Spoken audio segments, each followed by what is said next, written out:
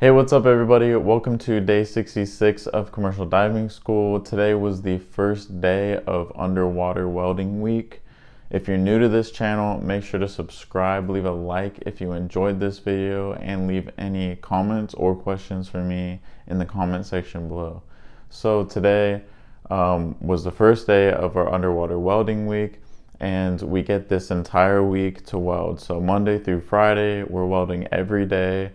We're trying to get and push as many divers as we can. We basically are trying to get 4 divers to dive a day. So we're trying to have 2 divers underwater welding at a time, and we're trying to get 2 divers done before lunch and then 2 new divers after lunch. And that's basically going to be our rotation every day. So like I said, at CDA, you have 2 underwater welding tanks, and each tank has a viewport that you can watch the diver while they're welding. It's also good for the instructor to be able to see what the student is doing at all times, and the student can also hold up their weld to the window, and the instructor can tell you what you're doing right and what you're doing wrong. Also, you have your guy that's on comms speaking to you right there at the window, and then you have your knife switch operator that's making it hot or cold for you right there at the window. Everybody else is basically tending. Somebody else is, running the generators and everything. So that's basically how the operation works and everything. Today, we set up, we got to work, we got welding. Now, when you're welding, we're doing 3 different things, or we're welding on 3 different things. So 2 of them are just gonna be a regular square plate, and then you're gonna just practice running beads. Some guys were running flat beads, some were doing horizontal. I don't think anybody went for vertical beads yet, but the 3rd thing that we're welding on is our project, and that's what we're calling a bunch of plates like welded together. They're basically like thin, skinny plates, and they're basically stacked. Like there's 3 of them stacked, and then on the ends there's like T's. So it kind of looks like a Z, and it has a bunch of grooves in it that are perfect for running a bead along and practicing welding 2 grooves together. So the reason why we're doing those projects is because there's about 8 of those grooves, so you got about 8 chances to weld 2 plates together. So you can have a lot of different practice or welds on one small little project. So that's what everybody was doing. Now the risk with welding is that you could get shocked. You just don't want to get between the stinger and the ground. Today was the first day, so we'll see how everything plays out throughout the week, and I will be letting you guys know if anything happens. But I didn't hear anybody complain about any kind of shock or anything like that today.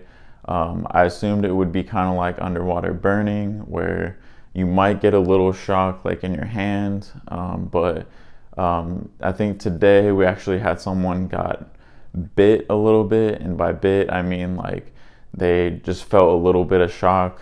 Like, I don't know if they put their hand on the project or whatever, but they felt it real quick and it was over, and it wasn't a big deal. They were fine and everything, but yeah, it was just something quick like that. It doesn't tickle, and you definitely don't want to do that. But other than that, it was really fun. It was really cool. I'm looking forward to the rest of this week and seeing how it plays out. I'm gonna try to take footage for you guys. I already know there's some footage out there on YouTube, but I'm gonna try to do footage with my GoPro and everything, so I can get that filmed and everything for you guys. Let me know if there's any questions you guys have. I know people want to know usually how long we're welding. We're basically welding this entire week, and I don't know if we're gonna get more than one chance to weld. Probably not. Most likely not. There's just too many people. I think there's about 24 students in our class right now, so there's just not a real chance of more than getting to weld more than once. But the good news is you're going to be in there for, maybe an hour, maybe 2 hours, getting to practice your welds and everything. There's no limit on your rods that you're burning. So as many rods as you can burn, like if you can lay straight beads, and then you can keep stacking them and stacking them, you can probably just sit there for hours and just keep welding. There's no real limit or anything like that, for us anyways. I know today was kind of hectic because we got a little bit behind because one of the tanks that we're welding in, it was empty, and then we started to fill it up and it was dirty, so we couldn't really see anything in it. And so we put a bunch of like chlorine and chemicals to kind of clean it up, kind of like a swimming pool, but it didn't really help. We didn't want to get a diver in that tank when it doesn't have, or when it has all those chemicals in it. And then we're like, it's still too dirty, the filter's not really doing anything, so let's just drain it again. So we kind of got a little bit behind schedule today because we only had one tank that really worked for us. We were using one Gorski and one Kirby, and the Kirby has like a little flap for your lens that you can put down whenever you're starting to weld. I was hearing from the guys that you can't really see too well. It was very, very, very hard for them to see their puddle. So in welding, you're really looking for your puddle and where the liquefied metal is kind of running along, so you can know where it's going to harden and where your weld's going to stay. But in underwater welding, it's kind of harder to see your bead. You're not really getting to see that perfect, looking puddle that you would see in topside welding. So you got to just, from what I was seeing was, if any of the guys today were even like that much like from the plate with the end of their rod, they were long arcing like crazy. So you really got to push that rod almost like right up against the metal, like dragging it or pushing it along the metal, like right on it, so you don't long arc. A couple of guys were like actually burning holes like through the metal, so it was getting a little too hot for them. So there's a bunch of different techniques you can definitely learn, but you definitely want to use your time in the water as your opportunity to get dialed in as best as you can. Like, that is your time. That's your one moment that you get to weld underwater. You better get in there and you better make it count, and try. It's all trial and error. Like, you try something, make an error, correct yourself, and that's how you're going to learn as best as you can during this week. But I've definitely heard that and I don't know if this is true, this is probably not true for everybody, but what I was hearing was, if you're really great at topside welding already, it might counteract how good you do in the water, and this is only because you've learned all of these techniques, and you're already set on how you're gonna weld, and when you get in the water, none of those techniques really work for you.